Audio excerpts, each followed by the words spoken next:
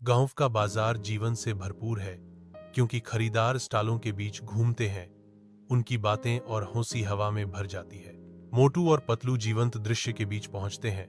उनकी संक्रामक हंसी एक हास्यपूर्ण पलायन का वादा करती है। भोजन स्टॉलों को देखकर मोटू की आंखें चमक उठती हैं।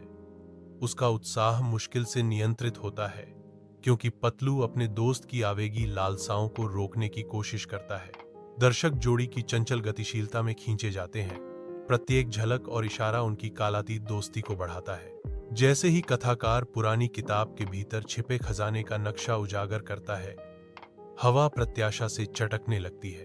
किस्मत के सपनों से प्रेरित होकर दोनों दोस्त अपनी रोमांचक यात्रा शुरू करते हैं, जो अज्ञात का सामना करने के लिए तैयार है। जैसे ही जंगली जानवर परछाइयों से निकलते हैं, मोटू की अपार शक्ति और पतलू की तेज बुद्धि ही उनके एकमात्र सहयोगी बन जाते हैं। एक साथ वे विश्वासघाती रास्तों और दहाड़ते हुए जानवरों का सामना करते हैं।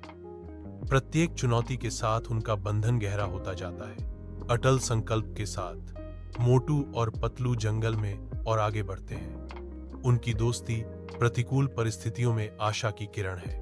पतलू की आंखें अचानक प्रेरणा से चमक उठती हैं और शुद्ध प्रतिभा के एक पल में वह विजयी होकर घोषणा करता है, मुझे लगता है कि मैंने पहेली को हल कर लिया है। खजाने के लिए इस तरफ उनके सामने एक प्रभावशाली बाधा खड़ी है, जो उनकी दोस्ती और संकल्प के लिए एक मौन चुनौती है।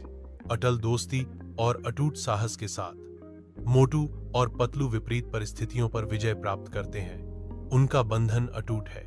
जीत के एक क्षण में खजाना उनकी आंखों के सामने चमकता है, जो उनकी बहादुरी और वफादारी का प्रमाण है।